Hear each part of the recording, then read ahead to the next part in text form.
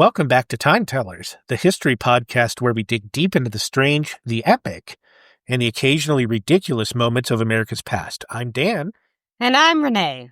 And Dan, since it's back to school season, I thought we'd talk about pencils, apples for teachers, no thank you, and the eternal question, who stole my lunchbox? Almost, Renee. We're actually going back to the 1840s, when back to school didn't just mean new slates and primers. It meant riots, burned churches, and fistfights over which Bible kids should read. Oh, that escalated fast. Let's start in New York City. Yay. Dan's favorite place in the whole wide world. Yeah. And Alexander Hamilton's. But by the 1830s and 40s, the city was flooded with Irish Catholic immigrants. Most schools at the time were run by the Public School Society, a Protestant-leaning group.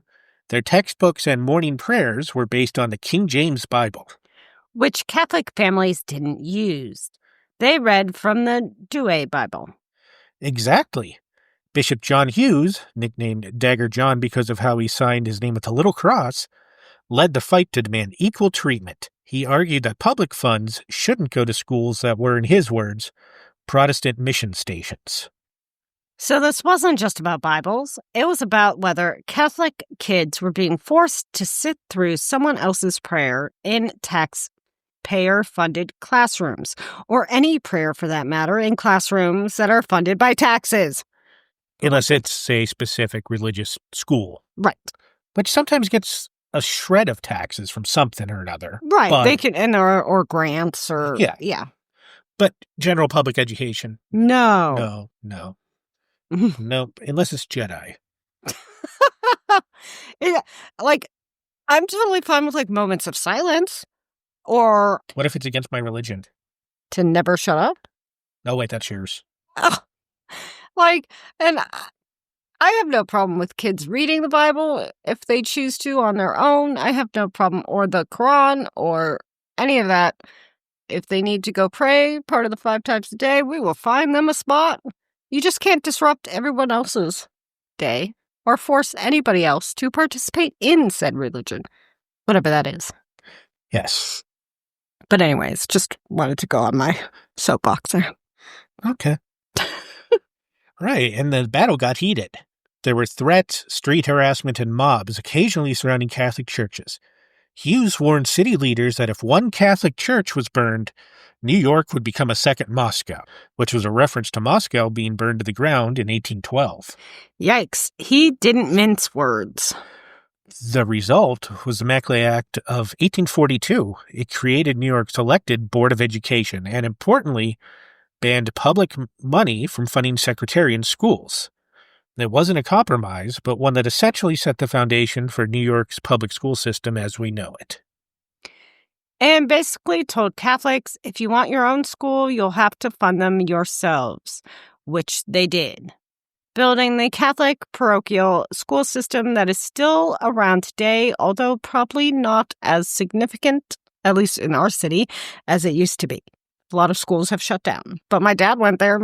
All my aunt and uncles went through the Catholic parochial school system. Oh, boy. Meanwhile, in Philadelphia, just 2 years later, things took a bloodier turn.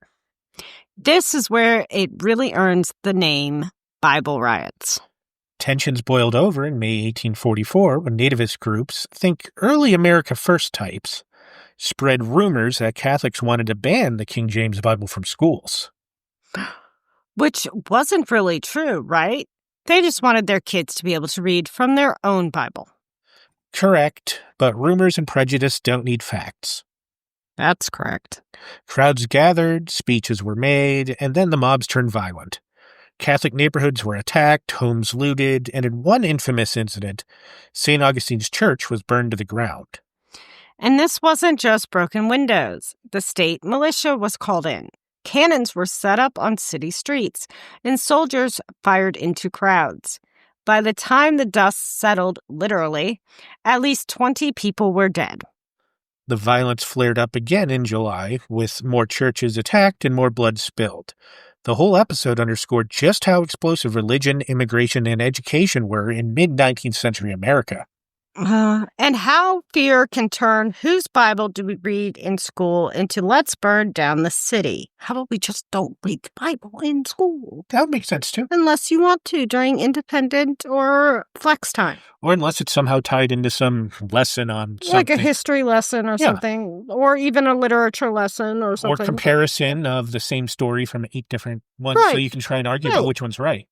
Acceptable. Oh, wait, they're the same. Or if you have a literal class called, comparative religion, which I took in high school, in a public high school.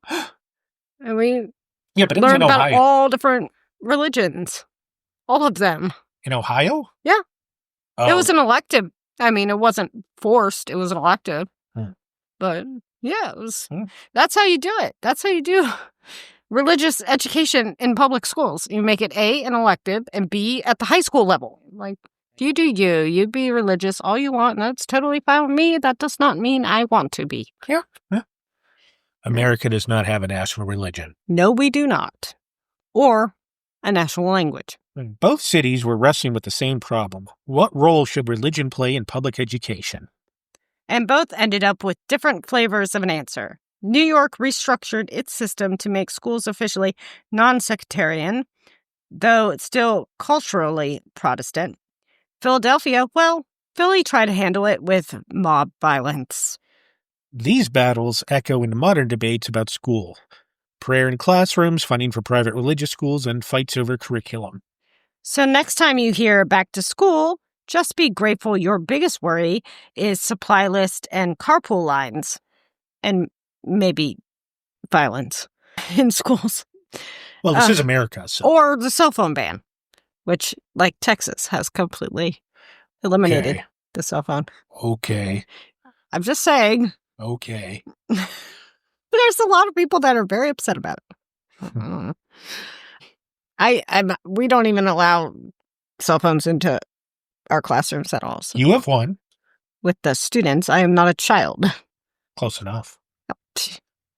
Not whether your neighborhood church will survive the semester. Yes, no, let's not cause riots and burn down churches. That's bad. That's very bad. Let's not do that. That applies to the Capitol building as well. Yeah, any building actually. Yeah, any building that you just because you disagree with something, you shouldn't attack it. No. Generally. No, generally not a good idea. I don't like that. No. Any religious building, any government building, any personal home. Let's just not do that. Yeah. That's bad. Yep. There you go, putting your ideals onto people by telling them what's bad and what isn't. Violence is bad, sorry. I can tell you're a teacher. Non-violence is good. Stop Violence indoctrinating your listeners.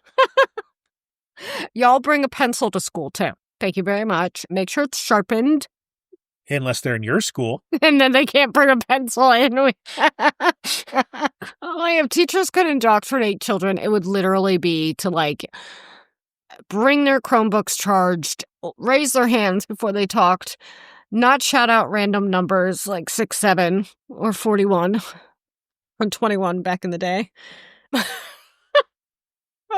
And to wear deodorant. We're not asking for much. Oh. Anyways. That's all for today's Time Tellers. If you like this quick dive into New York school wars and Philadelphia's Bible riots, make sure to subscribe and leave us a review. Always leave that review. We love it. And remember, history class may be out, but we are always in session. Bye.